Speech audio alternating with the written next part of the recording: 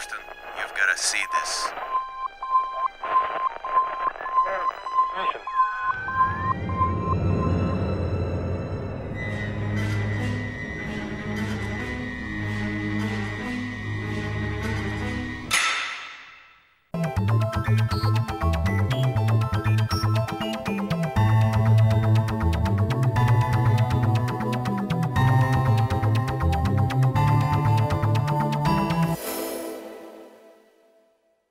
Olá, esta semana vamos falar sobre as prerrogativas dos advogados e para esta conversa temos como convidado José Navarro.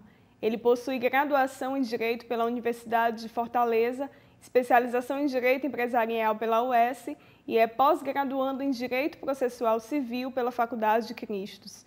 Atualmente ele é professor de pós-graduação e graduação na Unice, assessor jurídico da Ordem dos Advogados do Brasil, seção Ceará, onde coordena o Centro de Apoio e Defesa do Advogado e é advogado militante nas áreas de Direito Empresarial e Direito Civil. Seja bem-vindo, doutor José Navarro. Essa semana o senhor vai dar uma palestra, no auditório da FGF com a temática Prerrogativas, Direito e Deveres dos Advogados e o papel do Centro de Apoio e Defesa do Advogado da OAB, não é isso? Qual é o motivo, como surgiu a escolha dessa temática da palestra? A ideia é que o curso de Direito, a gente possa ter essa oportunidade de mostrar não só aos futuros advogados, mas também aos futuros magistrados, delegados de polícias, servidores do Poder Judiciário em geral, mostrar, enfim, a esses operadores de direito a importância da advocacia e do advogado para a sociedade. Essa expressão prerrogativas, não é? O senhor poderia explicar para a gente o significado dela? Prerrogativas, muitas das vezes, se confunde com uma espécie de regalia ou privilégio que o advogado teria, quando na verdade não é isso. Na realidade, prerrogativa é uma garantia que é colocada para a sociedade. Quando o advogado ele tem essas prerrogativas profissionais, ele pode agir com liberdade para poder ter uma atuação em defesa do seu cliente e para evitar que existam abusos de autoridades ou determinada desvios de conduta. O advogado, na realidade, ele é um fiscal das várias instâncias do Poder Judiciário, seja de delegacias e polícias, no sentido de que aquele procedimento ele corra de acordo com o que a legislação prevê. Uhum. E quais são as principais prerrogativas, então, dos advogados?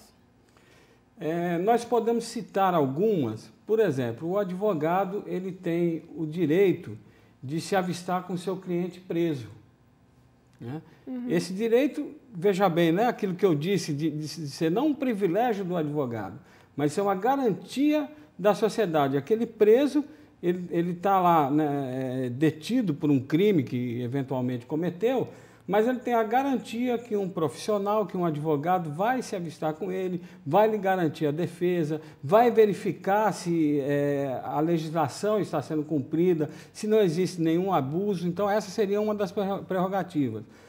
Eu posso citar também o direito do advogado ter acesso a qualquer tipo de processo, de autos, de processos que tramitem, seja no judiciário, seja um inquérito policial, seja um processo administrativo. É uma prerrogativa do advogado ter acesso a qualquer momento e a qualquer autos de processo, desde que, evidentemente, esses processos não corram sob segredo de justiça. Uhum. Por que são garantidas essas prerrogativas aos advogados? A garantia é exatamente para que ele possa ter um exercício profissional sem óbices, sem dificuldades de qualquer autoridade que seja, e no sentido de que ele possa garantir a defesa do seu cliente o mais plenamente possível. Uhum. A OAB, quais são os instrumentos que ela disponibiliza para defender essas prerrogativas?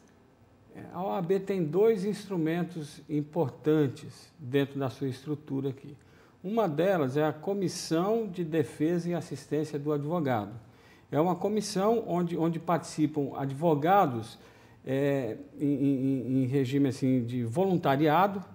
Eles analisam situações em que possam ter ocorrido essa violação de prerrogativas, analisam eventuais, através de processos que são instaurados na OAB, né? Analisam a conveniência de uma determinada representação contra a autoridade que tenha agravado, né, o exercício profissional do advogado.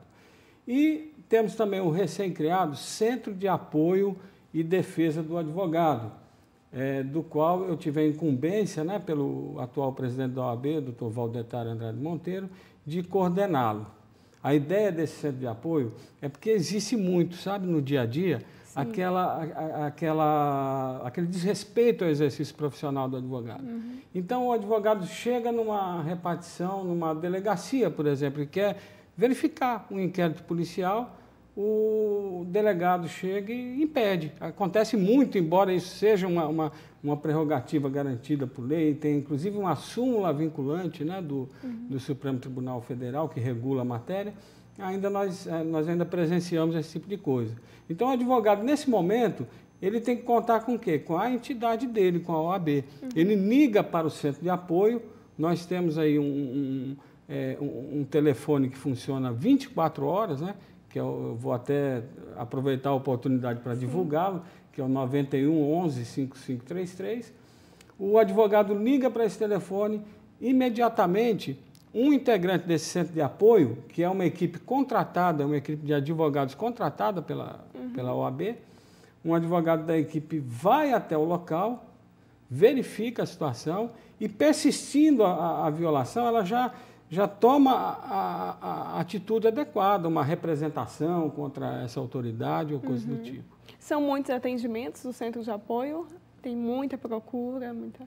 Olha, o centro de apoio ele foi criado no final de março de 2010, então há cerca de um ano. Nós já atendemos aproximadamente mil casos. Estamos chegando no milésimo caso. Infelizmente, porque era para ser uma coisa não tão corriqueira, né? Então, são situações desde de um magistrado que impede o advogado de ter acesso a um processo, são situações de abuso de autoridade, que nós já chegamos a ter a situação de ameaça de prisão, né? Quando o advogado insiste em ter aquela exercício profissional dele garantido, né? Então, são diversas situações em que a gente comparece imediatamente para evitar que ocorra aquela arbitrariedade. Né? Então, os advogados, além desses casos que o senhor citou, assim, ele é mais procurado, aliás, ele procura o centro de apoio por qual motivo principal? Tem alguma questão principal, assim, que leva o advogado a procurar o centro de apoio? Tem vários, né? A situação, em geral, é quando o exercício profissional dele está sendo dificultado ou impedido, né? Então, eu citei esses exemplos, impedimento de acesso a processos, mas tem várias situações Não tem nada específico, assim, não, né? Que é bem mais procurado por aquele motivo. Não, são diversas situações. Por exemplo, eu posso dar mais um exemplo. Atualmente, no fórum estadual, né, no fórum Clóvis Bevilacqua, nós estamos em processo de virtualização, né, dos processos. Então, muitos advogados têm dificuldade de acesso ao sistema, por exemplo. Então, ele procura o centro de apoio, que ocorrem várias irregularidades, né, no sistema, e a gente faz esse intercâmbio também, né, com o próprio grupo que cria, né, esse sistema de virtualização para poder fazer essas correções também. Veja bem, não são só situações de confronto, né, mas são situações também de colaboração, no sentido de que a coisa flua de uma maneira mais tranquila para o exercício profissional do advogado. E tem tido bons resultados, assim, a partir do centro de apoio, depois que o advogado procura, ele tem resultados positivos, tem tido a melhora? Olha, com certeza nós tivemos uma melhora considerável. Eu tenho, assim, aproximadamente 8 anos que eu atuo na OAB nessa área de prerrogativas profissionais. E nós notávamos anteriormente um certo desrespeito à profissão do advogado. Uhum. Então, com a criação, com essa nova gestão da OAB, com a criação do Centro de Apoio, o fortalecimento da CDAA também, o advogado passou a ser mais respeitado. Ou seja, no momento em que a gente chega demonstrando que a lei prevê aquilo lá, só o fato de chegar à OAB, aquela autoridade, na maioria das vezes, recua daquele ato, o que é uma coisa interessante, né? Uhum. Ele recuar, rever aquele procedimento.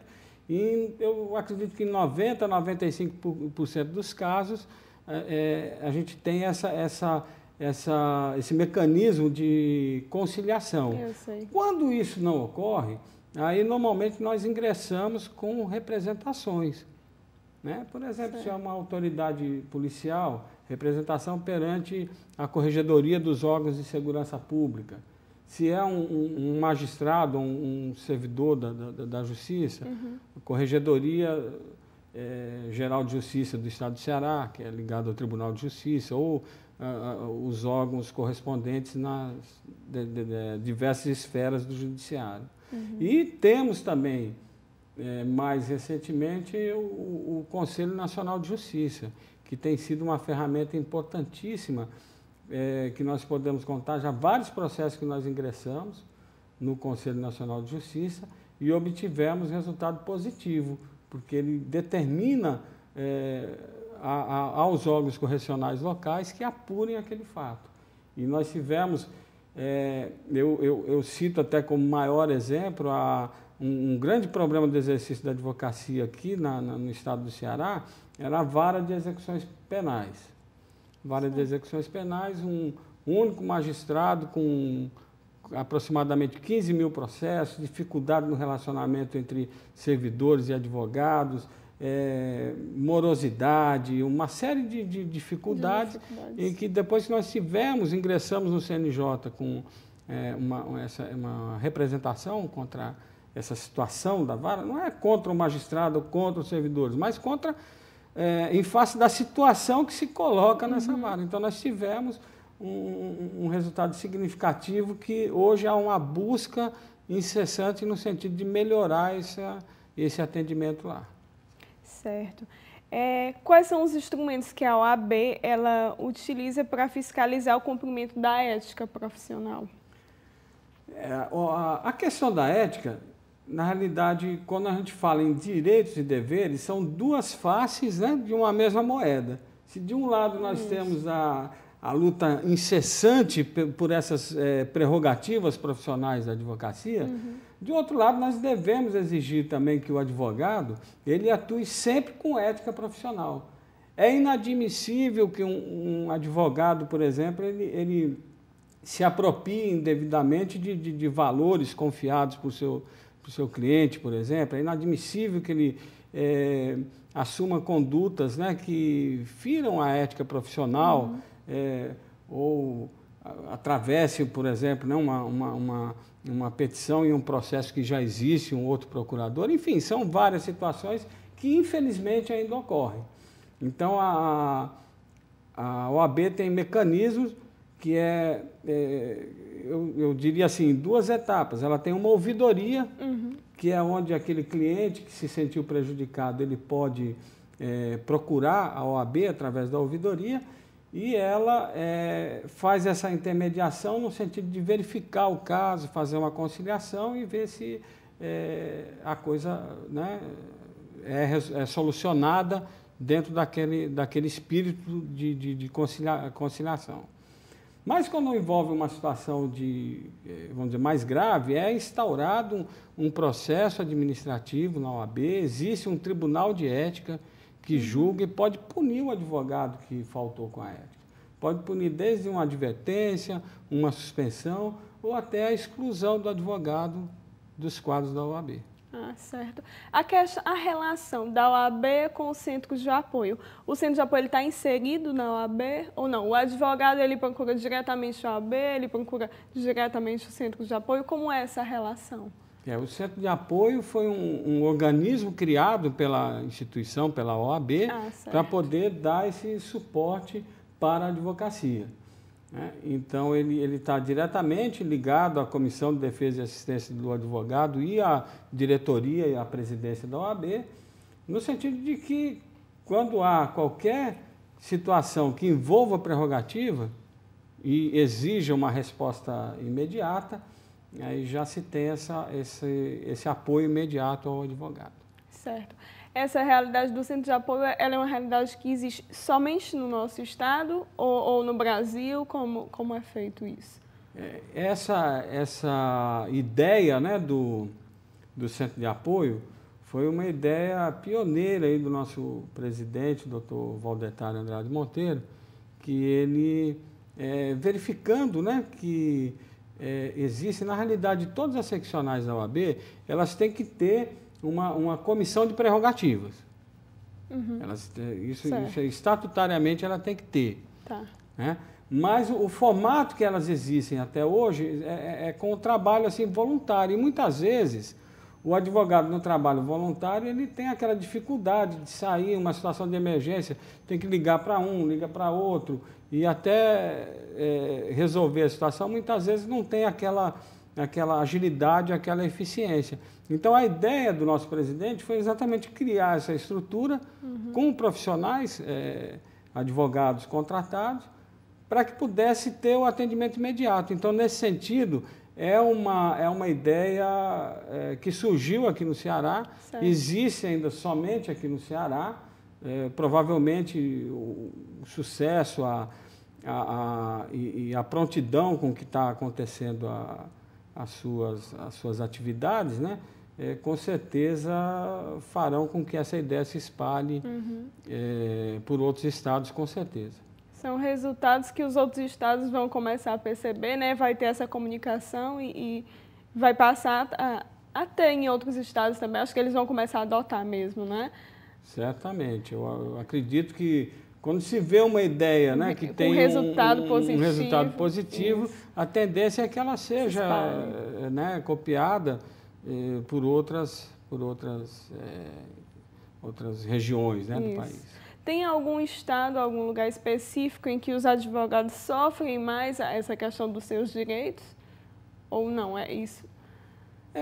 Esse dado, assim, eu não tenho como responder, assim, até por desconhecer essa situação, mas eu acredito que, pela experiência que a gente tem de atuação, o advogado ele sofre mais no interior, né? Vamos dizer assim, pegarmos o estado do Ceará, ele tem a dificuldade maior quando ele pega um município, né, onde só tem um magistrado, por exemplo, e se ele tiver alguma dificuldade, algum confronto com esse magistrado, com certeza ele vai ter dificuldade de advogar naquele município. Né? Então, nesses locais, a dificuldade é maior, e eu acredito que em todas as regiões, em todos os estados do país.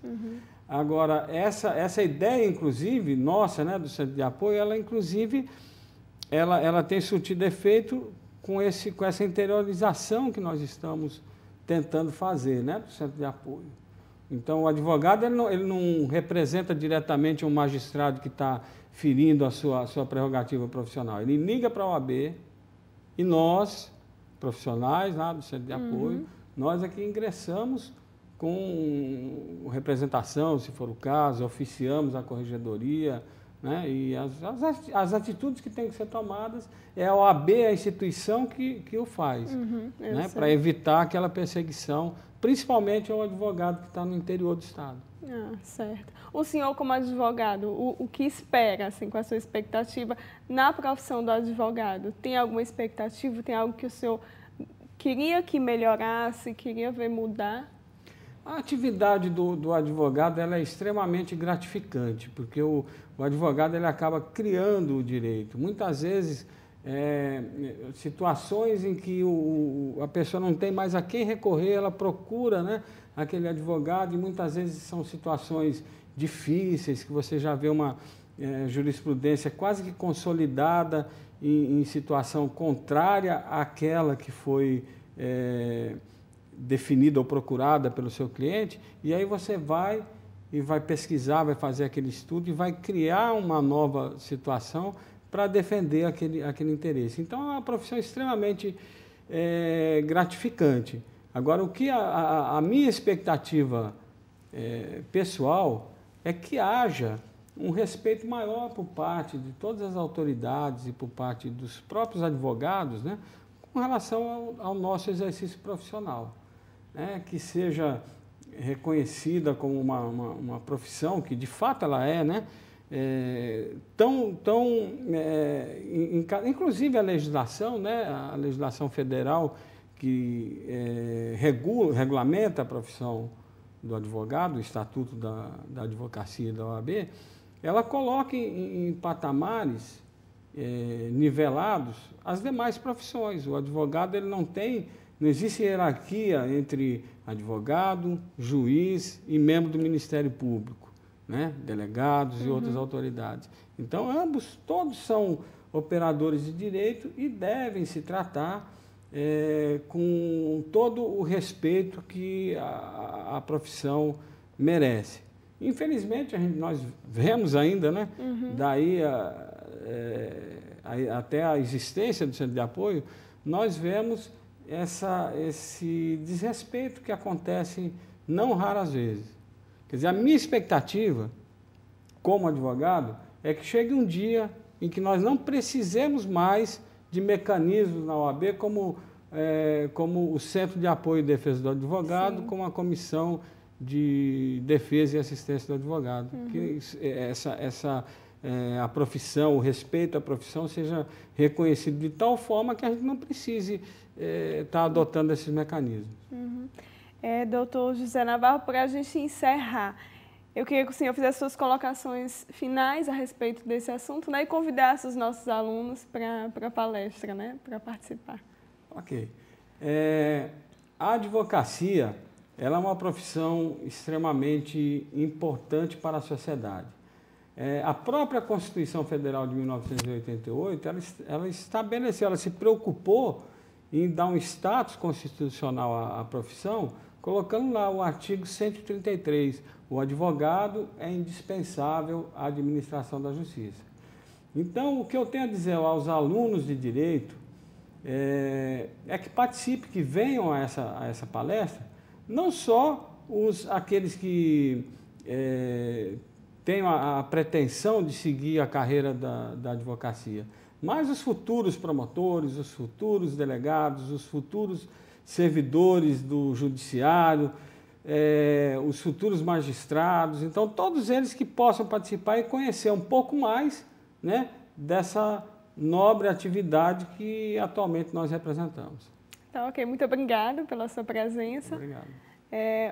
A palestra é Prerrogativas, Direitos e Deveres dos Advogados e o papel do Centro de Apoio e Defesa do Advogado da OAB será no dia 27 de abril, às 20 horas, no auditório da Faculdade Grande Fortaleza. O programa de destaque fica por aqui. Continue na nossa programação através da FGF TV, canal 14 da NET.